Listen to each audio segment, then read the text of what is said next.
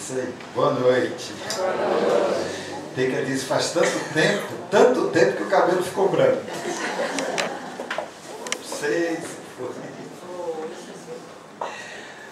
Mas é uma alegria muito grande estar aqui. É muito bom estar aqui. Estar com todos vocês, compartilhar esse calor, compartilhar essa psicosfera, todo esse campo tão fértil e tão generoso. É muito bom. Vocês deviam experimentar. Vem pra cá. É bom. E com certeza essa receptividade, esse calor nos contagia e nos faz acessar emoções e ideias que nos aclaram, nos ajudam a nos conhecer e a compartilhar. Essa questão ligada à mediunidade é uma das questões mais centrais no movimento espírita, na doutrina espírita. Estamos todos nós aqui reunidos, juntos, compartilhando essas ideias, porque houve um trabalho de abnegados médiuns que trouxeram e contribuíram com muitas coisas importantes que foram possibilitando à humanidade abrir nova compreensão, abrir novas percepções, ver de outros pontos de vista. A mediunidade nos proporcionou isso. A vocação de uns e a dedicação de tantos nos permitiram chegar até nós uma mensagem tão atual, uma mensagem tão inclusiva, não é? Tão aberta, tão cristã. E é exatamente esse fulcro, e é esse o ponto na questão da doutrina espírita.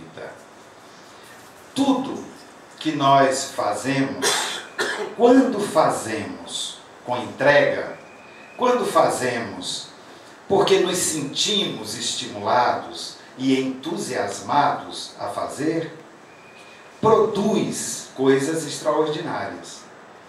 Quando estamos fazendo coisas por coerção, por obrigação, por constrangimento, nós costumamos ficar menor. Nós costumamos nos colocar numa situação um tanto quanto constrangida. E o que sai dessa situação constrangida não é o nosso melhor. Não é aquilo que podemos fazer com a nossa máxima potencialidade e capacidade criativa. Essa é uma questão importante. O Cortella nos traz, Mário Sérgio Cortella, filósofo e educador, uma ideia muito clara de diferença entre obra e trabalho. Ele lembra muito que o trabalho é aquilo que de alguma forma nós fazemos por uma obrigação em troca e um retorno de uma determinada situação que eu possa ter, ou econômica, ou de vamos dizer, ideologia, seja o que for, uma compensação em torno daquilo que eu estou fazendo. Mas a origem do trabalho, da palavra trabalho, vem de tripalium. Tripalium eram 3 paus entrelaçados que se colocavam no pescoço do escravo. E ali ficava claro que ele era um ser submisso. E ali ficava claro que ali ele não tinha a opção, a escolha de fazer. Ele tinha que fazer. Ele era obrigado a fazer. A tarefa dele não era uma escolha, não era uma opção, era uma coerção, era uma obrigação. E o tempo passou, a sociedade avançou, e o modelo de submissão pelo modelo escravagista mudou. Mudou por várias razões, porque a humanidade também muda. Mas mudou, sobretudo, por uma questão econômica. Era mais barato agora assalariar do que sustentar o escravo. Então, começou-se a mudar esses processos e dar compensações financeiras por troca daquilo que seria o esforço, a mão de obra, o que eu produzo. E assim a humanidade foi avançando. Hoje, as grandes corporações começam a olhar para os seus colaboradores e diz: eles podem fazer melhor, se sentirem motivados. Como ninguém motiva ninguém, mas você pode trazer estímulos para que a pessoa se motive, as organizações começam a pensar que quanto mais a pessoa puder se sentir pertencente, se sentir parte integrante de um projeto, parte integrante de um ideário, parte integrante de uma missão, de uma visão, mais ele se entrega a isso e mais ele se sente feliz no que faz. E ainda usando a questão trabalho, mas já começam as pessoas a se aperceberem, até em prol delas próprias, que quando eu começo a fazer as coisas dando de mim o meu melhor, o primeiro beneficiado sou eu mesmo. A primeira pessoa que mais ganha com isso sou eu mesmo. Eu ganho na minha autoapreciação, eu ganho na minha autoestima, eu ganho na valoração daquilo que estou fazendo, porque eu não estou mais me vendendo, eu faço o meu melhor, porque eu me identifico com aquilo que eu estou entregando. Ali está a minha assinatura, ali está a minha obra, é o que nos diz Mário Sérgio Cortella. A diferença entre trabalho e obra é quando aquilo que eu entrego é apenas uma obrigação, é trabalho. Aquilo quando eu entrego tem a minha assinatura, tem o meu compromisso, tem o meu melhor, isso é a minha obra. E eu posso ter a minha obra aonde eu quiser, ninguém vai me impedir de fazer isso. Só eu posso decidir se aquilo é um trabalho ou se aquilo é a minha obra, é o meu melhor, é o que eu tenho para oferecer. E a doutrina espírita, temos aprendido com luminares, como Joana de Ângeles, que diz que é a doutrina do ser livre. Do ser livre, do ser capaz de fazer as suas escolhas, do ser capaz de permitir-se reconhecer-se enquanto filho de Deus, com as suas fraquezas e as suas fortalezas, com as suas possibilidades e as suas limitações, mas entender que essas limitações e fraquezas são estados momentâneos, porque o estado verdadeiro do ser é a sua plenitude, é a luz que ele é a centelha divina que ele é. Então, quando o ser vive esta liberdade de fazer escolhas, e melhor do que isso, esta autoridade de assumir as escolhas que faz, e portanto não temer assumir as responsabilidades pelas escolhas que faz, esta é uma pessoa que, como lembrou Tom, errantes, não no sentido de que eu busco errar, não, errantes no sentido de que eu busco a caminhada, eu busco o meu autoconhecimento, e se nesse processo eu me equivoco, se nesse processo eu erro, se nesse processo eu dou algum passo que eu não gostaria de ter dado, ok, eu posso olhar para isso. Eu posso olhar para isso sem culpa. Eu posso olhar para isso e dizer, posso fazer melhor. Posso fazer diferente. Se eu posso fazer e sentir a dor do resultado do que fiz não sendo agradável, isso já é uma dádiva. A questão é se eu vou mergulhar nesta dor e me identificar com ela, ou se eu vou reparar essa dor e dizer, ela foi a resultante de uma escolha, posso fazer melhor, e posso fazer diferente. Mediunidade. Então, quando alguns, em alguns lugares, ou casas, ou ambientes, ou mesmo fora do meio espírita, olha a mediunidade como uma expiação, como uma, às vezes, entre aspas, sentença. E olha, depois de um vídeo que eu vi hoje na internet, eu não recomendo ninguém ver esse vídeo. Pois é, a mediunidade foi enquadrada como maldição. É uma maldição. E diz mais, tome cuidado, cuide disso, porque se você não cuidar disso, porque se você não fizer isso, porque se você isso e aquilo outro, e eu ficando assim, olhando aquilo, eu disse, meu Deus do céu, que é isso? O que leva alguém a constranger outro? Olha, eu acho que ele está fazendo, na cabeça dele, o melhor dele. Ele está achando que aquilo ali é para o bem de alguém. É para o bem de alguém. Eu só não sei por que ele acha que é, mas ele está pensando aquilo para o bem de alguém. Não é possível que ele esteja fazendo aquilo para fazer o mal a alguém. Então era isso que eu queria trazer.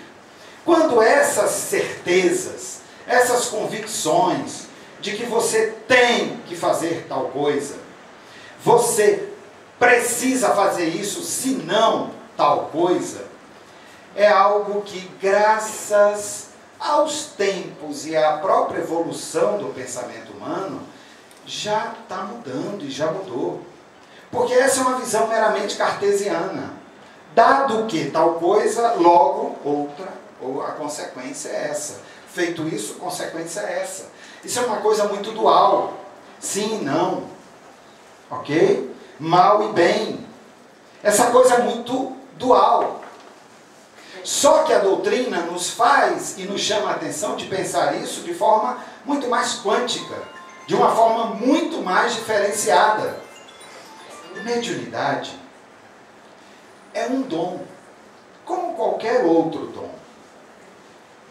E não faz do ser nem mais, nem menos importante. Apenas é uma característica que ele deve identificá-la, conhecê-la é bom. Por que conhecê-la é bom? Porque a mediunidade traz à pessoa a possibilidade de ter uma sensibilidade a mais, de ter percepções, de conseguir identificar situações de uma forma mais diferenciada do que outros. Mas isso não a constrange nem a obriga a ter que fazer isso por ninguém. Ela apenas deve observar para isso e seguir a sua intuição, aquilo que o seu coração pede, e se sentir livre para tomar as escolhas que ela deva tomar. Respeitá-la, olhar para ela com carinho, não negá-la, não tem por que negar. Você não tem que nada, mas qual a razão que eu tenho de negar algo que eu reconheço em mim? Se eu não reconheço, ok. Se eu reconheço, por que negar?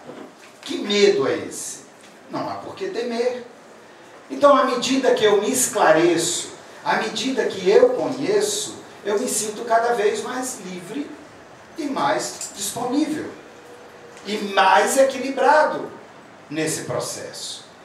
Então, a mediunidade, no dia a dia, para aqueles que a têm de uma forma ostensiva, ou que de alguma maneira lhe cria algum tipo de inquietação, ou algum tipo de estímulo, ou algum tipo de desafio, olhe para ela, a começar pelo olhar sobre você mesmo. Olha a mediunidade olhando para si mesmo, olhando para as tuas potencialidades, para as tuas possibilidades. Tenha o olhar de amor para com você, o cuidado para com você. Antes de ter qualquer temor, apenas observe-se, conheça-se e comece a identificar as diferenças sutis que aparecem nessa sua relação com esse dom, enquanto você está no seu momento em que esse dom não se manifesta. Assim você vai conseguindo separar uma coisa da outra. E assim também você vai seguindo o movimento da alma. Aquilo que te direciona, aquilo que você se sente impulsionado, dirigido.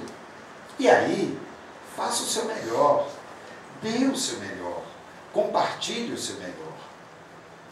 Mas quando alguém constrange outro e diz, se você não desenvolver a mediunidade, e eu posso dizer para vocês que, sinceramente, eu não sei nem o que quer dizer desenvolver a mediunidade. Eu, com toda sinceridade, não sei dizer a vocês o que é desenvolver a mediunidade. Então, se alguém me perguntar isso, eu me sinto um pouco constrangido em dar essa resposta mentalmente, sei lá, cartesianamente. Eu me sinto assim, não muito seguro. Aí eu me lembro de Santo Agostinho, quando dizia assim, se me perguntar quem é Deus e o que faz Deus, eu não sei. Agora, se não me perguntar, eu sei.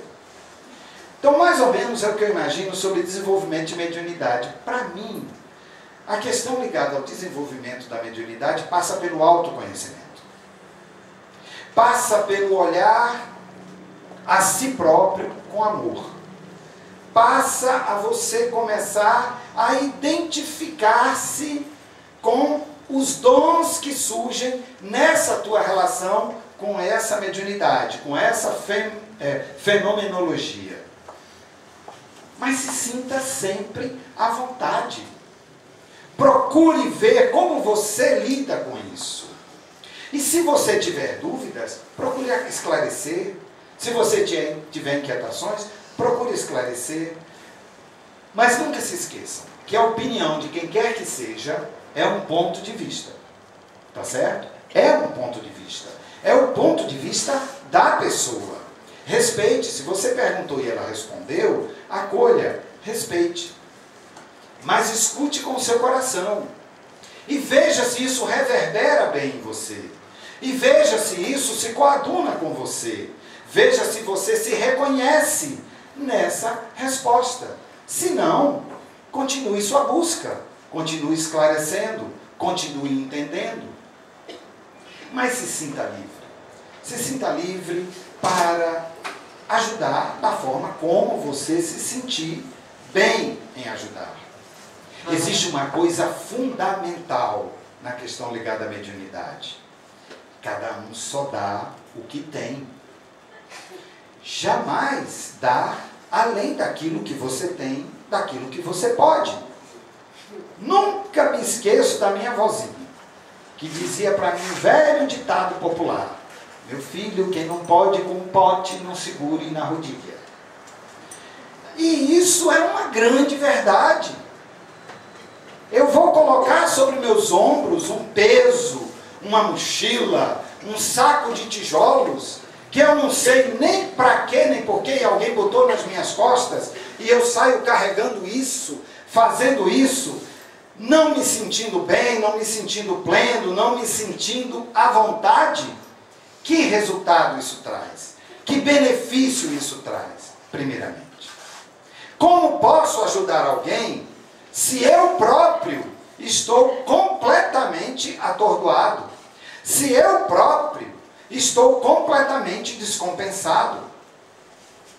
Como posso eu querer me propor a ser alguém a ajudar e a doar, quando eu não faço o meu próprio dever comigo mesmo? Dever de amor, que é cuidar de mim.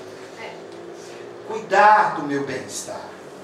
Cuidar desse tesouro, que é essa estrutura, corpo-mente. Todo esse arcabouço que a providência divina nos facultou, nos concedeu. Então, usar bem todos os nossos talentos, é muito bom. Eu sei que tem pessoas que se valem da própria parábola dos talentos para usar a questão da mediunidade. Então assim, olha lá, ó, o que recebeu 5, usou, investiu e entregou mais 5.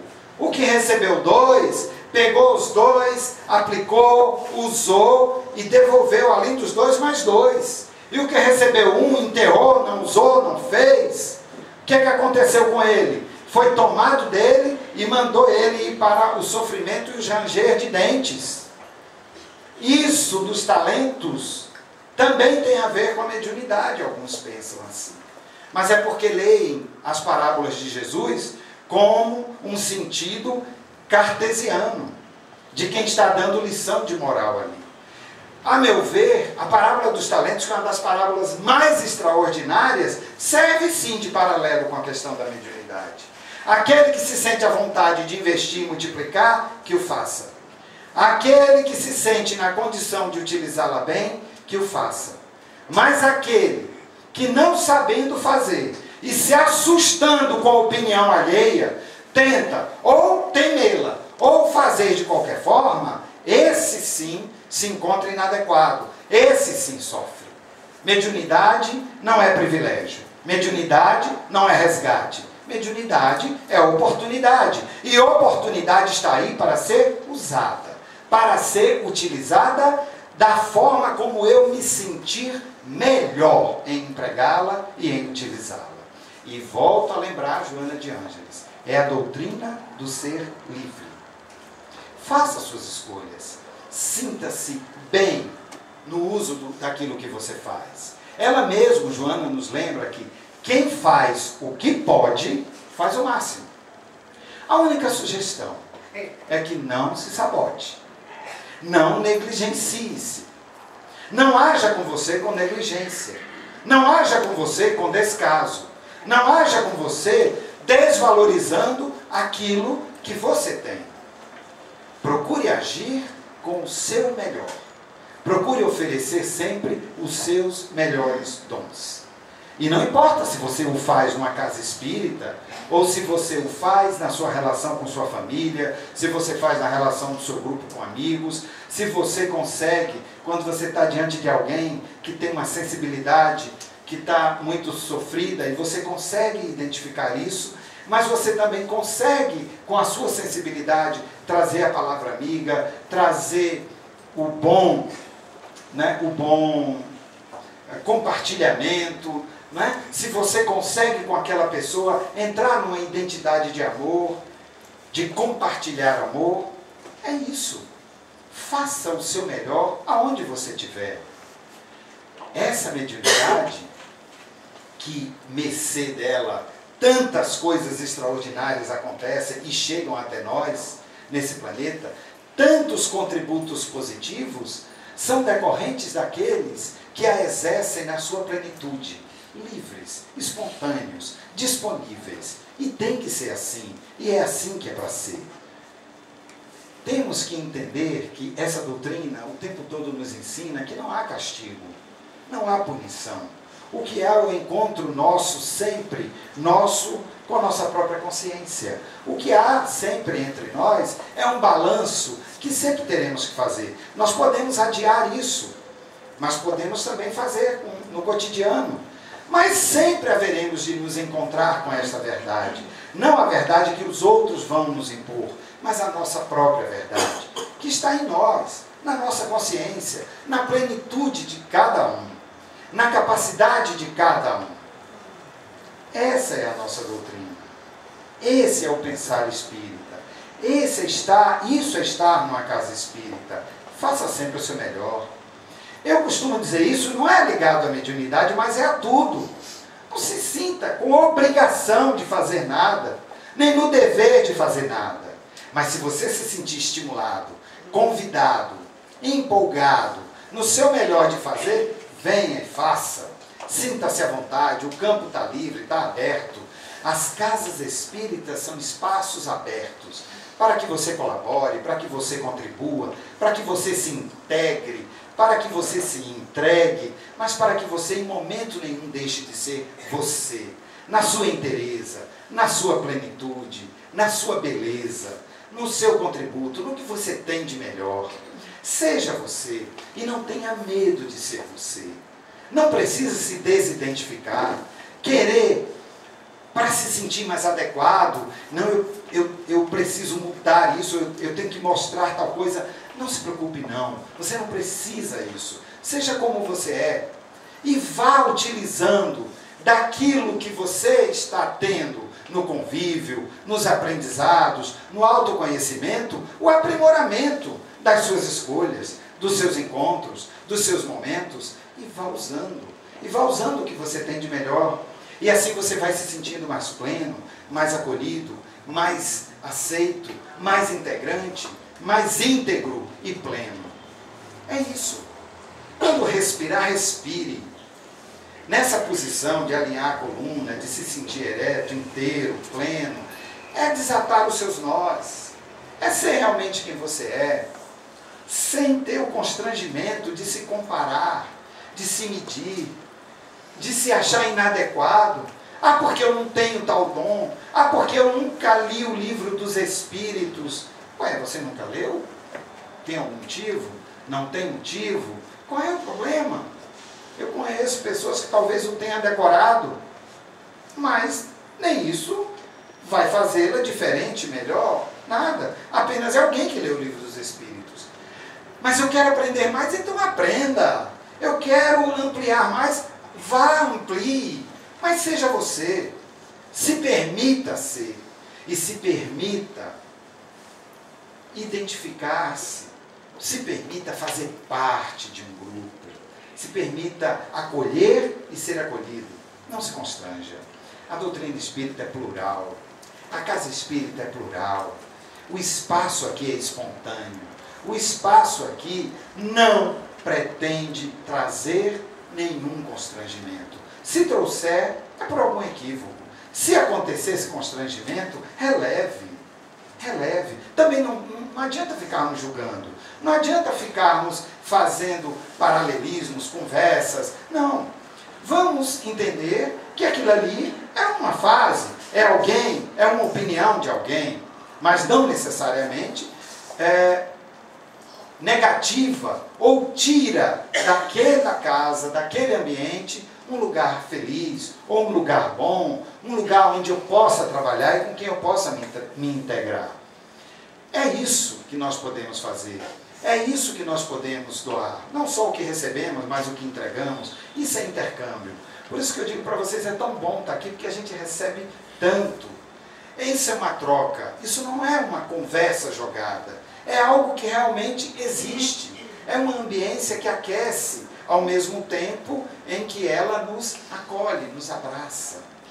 E assim, vamos vivendo essa experiência. Vamos acreditando nessa possibilidade. Acreditando em nós e acreditando nessa construção coletiva, a gente faz sim um mundo melhor. Não nos assombrando com toda essa história, onde olhar o negativo, olhar o pior, encher-se de culpa e de medo, parece ser a palavra de ordem ou da moda. Isso não tem importância. Tem, se eu der importância. Isso vai ter o tamanho que eu der para ela.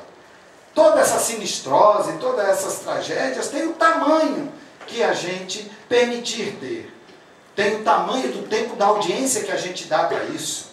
O tempo que a gente perde explorando essas coisas negativas, essas coisas que só nos criam uma situação de pesar, de sofrimento.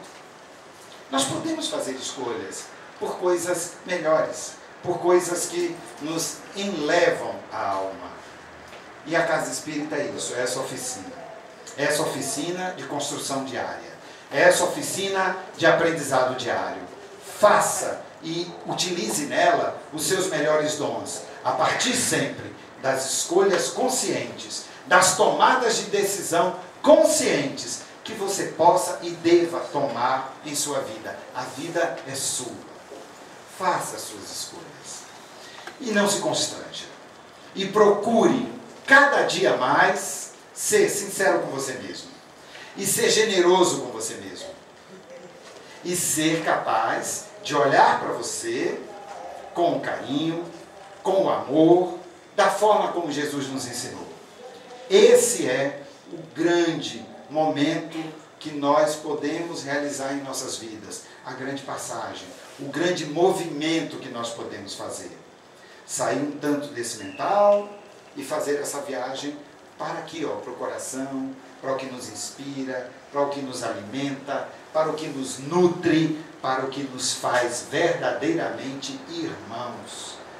O que nos faz verdadeiramente pertencer a uma fraternidade. Esse é o propósito da doutrina espírita.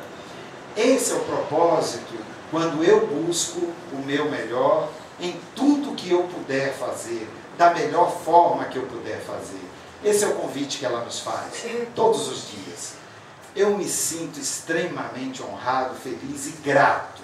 Grato.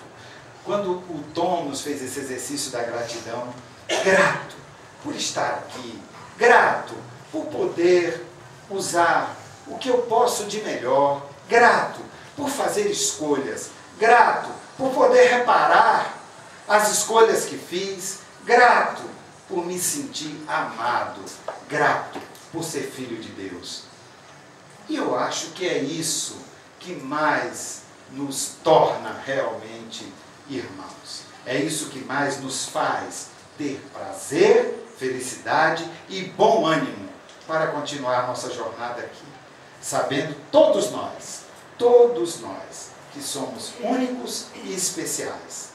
E todos nós temos algo a contribuir, algo a fazer, jamais por obrigação, mas por escolha, por entrega, por vontade e por vocação.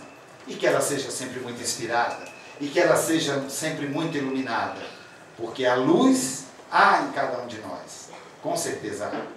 Que Deus nos abençoe.